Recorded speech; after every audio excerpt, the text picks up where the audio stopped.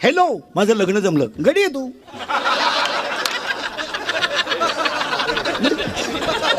नवीन काय असं ते?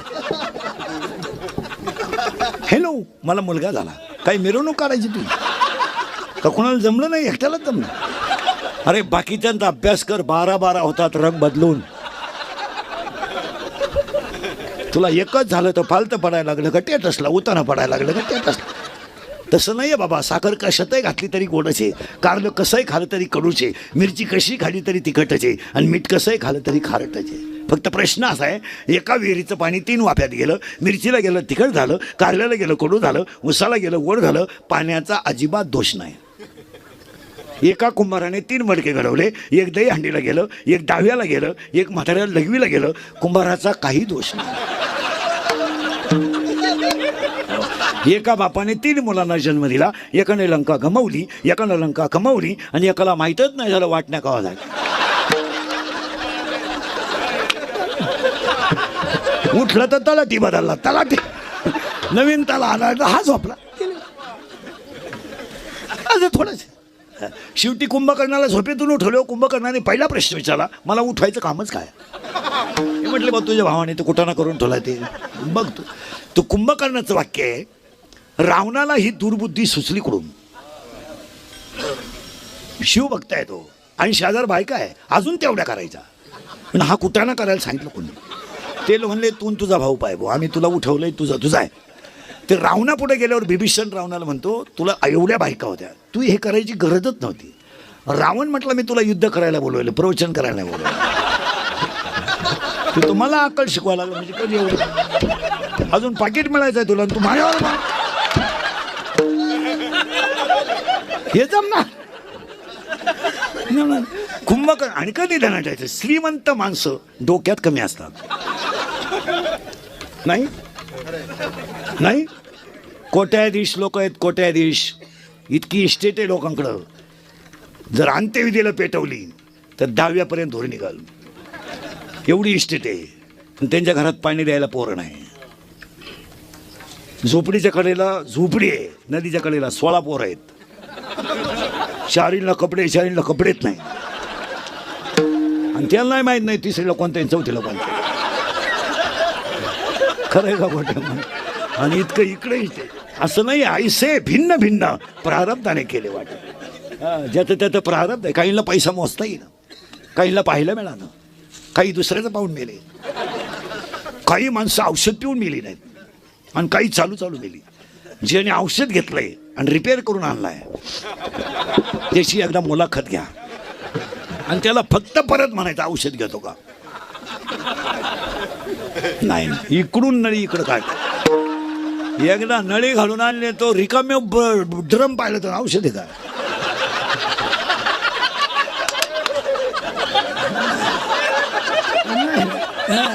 जम्मुक करी गर्जना जो देखिली नाही पंचान. महाराजांच्या भाषेत महाराज असं होणार नाही. माणसं म्हणतात वा का माणसं खातो का? गाठ पडल्यावर घ म्हणतच नाही तो. वा वा घ म्हणतच नाही तो. त्याने समोर जर वाघ पाहिला ना तो घ म्हणतच नाही.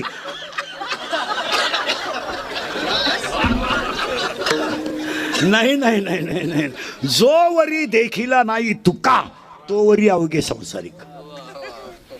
जोपर्यंत भगवान बाबांचं आत्मपरीक्षण जोपर्यंत आपण करीत नाही तोपर्यंत आपल्याला त्याची किंमत कळत नाही. आता पण नाही चला 2-1 विरहिणी, दुसरी भुपाळी आहे. संपत्तीमध्ये हे विषय सोडून द्या, ते काही कौतुक नाही. गाडी घेणं, काही लोक म्हणतात मी ग्रामपंचायत सदस्य आहे. किती येडा माणूस आहे. अरे तुला सदस्य व्हायला 13 लाख रुपये लागले, तुझा गेम केला गावाने, तुला समजत नाही.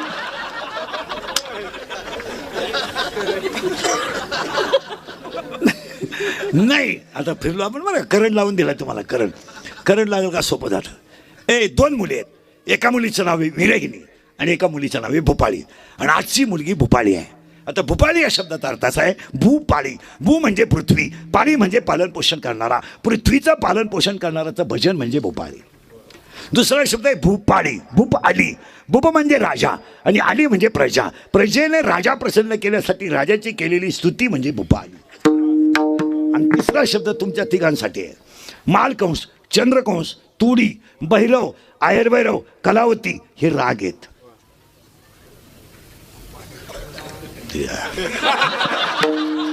चंद्रकंस, मालकंस, तुडी, भैरव, आहेरभैरव, कलावती. आता आपल्याला एकच राग माहिती आहे. माझ्या माईकला आवाज का नाही? राग आहे. त्यातला भूप नावाचा एक राग आहे. आणि भूप नावाचा राग काकड्यातले बरेचशा अभंगांना तोच राग बसतो. गायकांच्या ध्यानात येईल ते. दीप नावाचा एक राग आहे. दीप नावाचा तो जर गायला तर दिवे लागतात. म्हणजे खानदान गायकाला लाईट घ्यायची गरज नाही. त्यानं अख्या रात नुसतं गातच राहायचं. आणि हा राग राजा विक्रमाने गायला होता. राजा विक्रमाला जेव्हा साडेसाती लागली आणि राजा विक्रमाचे जेव्हा हातपाय तोडून फेकून दिलं राजाने, त्याच्यावर आळ आला होता. सांगू का पुढे जाऊ? आळ आलता. तेव्हा त्याने जो राग गायला तो दीप राग आहे. आणि आजचा जो अभंग आहे तो भूपाळीचा आहे. म्हणजे भूप आली, भूपाळी, भूप आली आणि भूपाळी. आणि त्याला सामान्य शब्द आपण असं वापरतो, बुद्धी. बुद्धी. आणि ती जन्माला ह्या गावात आली. हे गाव आहे पाहे पहा शरीराच्या. हे गाव आहे. ह्या गावचा पोलीस पाटील मन आहे. ह्या गावचा तंटामुक्ती अध्यक्ष मान आहे. ह्या गावचा लोकनियुक्त सरपंच मान आहे. आणि ह्या गावचा कारभारी मान आहे. आणि तो थोडा नादी आहे. कोण? मन. मन कोण? नादी. त्याला एक प्रियशी आहे. कोणाला? गेलं बॉम्बाला मनाला. आणि त्याच्या प्रियशीचं नाव इच्छा आहे. आणि हे गल्लीतल्या गल्लीत आहे. म्हणजे तोय राहिला ह्याच गावात आहे आणि ती राहिला ह्याच गावात आहे. प्रश्न असा आहे, तो नपुसक आहे हे तिला माहित नाही. दहाव्या त्यातला शब्द वापरा, काही मन हे नपुसक. दहाव्या शब्द आहे काही मन हे नपुसक. ते नपुसक आहे आणि तिला माहित नाही. ती पडली त्याच्या प्रेमात. पण तिला मागून कळलं हा नपुसक आहे. म्हणजे तिला धोका बसला. कुणाला? गेलं बॉम्बाला. इच्छेला बसला धोका. धोका बसला. आता प्रश्न असा झाला, प्रिय करा कोणतीला धोका बसला. मुलीनं कधी जर तुम्हाला एखाद्या मुलाने धोका दिला, मुलं देत नाही धोका कधी. कधीही देत नाही. देत का? देत मिळतच नाही तर दिलं. त्यामुळं ती आयुष्यभर कुमारी राहिली. म्हणून 7व्या अध्यायाचा शब्द आहे, इच्छा ही कुमारी झाली कामाते तारुण. तिला धोका बसला. तिला बाळ होणार नाही. आता धोका बसला तिला. ती कुमारी राहिली. तसं हे गाव आहे. या गावचा पाटील मन आहे. आणि याच्यात बुद्धी नावाची मुलगी जन्माला आली. आणि त्या बुद्धी नावाच्या मुलीनं काम नावाच्या नवऱ्याशी लग्न केलं. काम. आणि कामाचं असं वैशिष्ट्य आहे, बारीक ऐका. शरीरात जर काम तयार झाला तर जे पाप आहे ते पहिल्यांदा डोळ्यावाट्या बाहेर पडतं.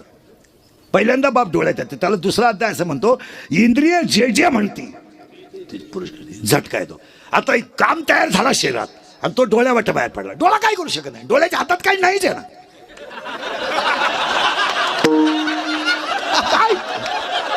काय करेल काय मला सांगा. काहीच करू शकत नाही. डोळा काय करू? मग डोळा काय करतो ते पाप. त्याला पहा बरं का, तुमच्याकडं पाठ आहे उत्तर त्याचं. रूपाचे 2 गुण बॅसूर आणि स्वेल. स्पर्शाचे 2 गुण मऊ आणि कठीण. याचे 2 गुण सुगंध आणि दुर्गंध. याचे 2 गुण निंदा आणि स्तुती. याला निंदाला आवडती. वावा माळ घाल. त्याला काढली. हा निंदा. याला 2 गोष्टी आवडतात, सुगंध आणि दुर्गंध. याला चांगलं वाईट. याचे 2 गुण आहे मऊ आणि कठीण. आणि त्या डोळा काय करू शकत नाही. तो डोळा काय करेल? करून करून करील का? कायच करणार नाही ना. तो डोळा इतका हुशार आहे. पा डोळा इतका. म्हणून तो ओवे हे विषय जया ते ना कळती. खटकलंय मोठा आहे त्याच्यात. आता हे तुम्हाला सांगायची गरज नाही. तुमच्या रोमारोमात ज्ञानेश्वरी आहे. तुमच्याकडे कीर्तनाला यायचं म्हणजे आम्हाला घाम येतोय. आमचं दुकान बाहेर चालतं पण इथं टपरी लावून चालवावं लागतं. पण तुमच्या सगळ्यांच्या कृपेने आमच्याकडे थोडंफार आहे म्हणून जमतंय. चला ते रूपाचे गुण आहेत. आला आता ते गेलं डोळ्याकडे. डोळा हुशार, काहीच करणार नाही. डोळ्यानं दिलं मनाक पाठवून. मन म्हटलं पहा मी काही जरी केलं मनातल्या मनात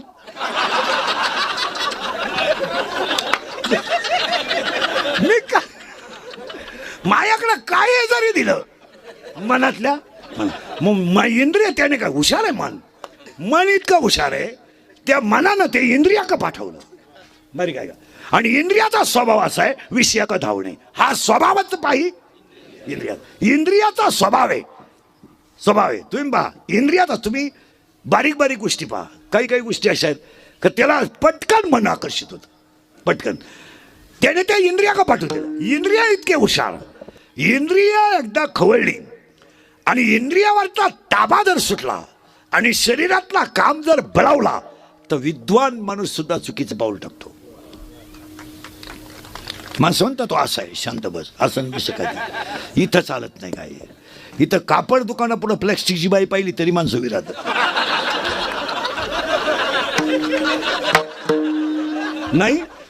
नाही ते स्टॅच्यू असतं ना प्लास्टिकचं तरी माणसाची माझं प्लास्टिकचे आहे काय हात्या हो म्हणून तर दुसऱ्या अध्यायामध्ये स्थित प्रज्ञ शब्द आलाय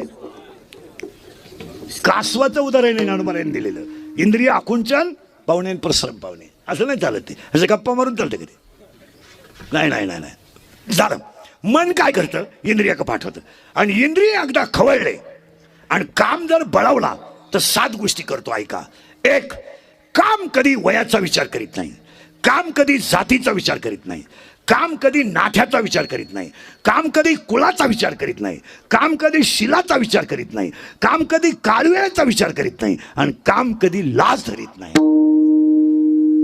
त्याला भाषा कामात तुरा बहिणा मग काय माणसं म्हणतात त्या म्हाताऱ्या माणसानं कशाला बायको करायची म्हणणारे मूर्ख आहेत अहो तो फक्त वयानं दमलाय तसं नाहीये महाराज तुम्ही निरीक्षण करा त्यांना 7 गोष्टी घातात बारीक आहे का बरं का आणि कामातूर माणूस इंद्रियाचं दमन करू शकत नाही म्हणून तो आदियुतीला गेल्याशिवाय राहत नाही आणि ज्यांनी इंद्रियाचं दमन केलं त्यांना भगवान बाबा म्हणतात इथं पहा किती घोटाळा मोठा आहे आता तो जो काम आहे तो खवळला आणि नेमका ह्या बुद्धी नावाच्या मुलीनं नेमका काम नावाचा नवरा केला कोणता केला काम आता काम नावाचा नवरा केला तर त्या काम नावाच्या नवऱ्याची आई वासना आहे वासना आणि वासना नाव आणि काम दोघं जर एकत्र आले कामाची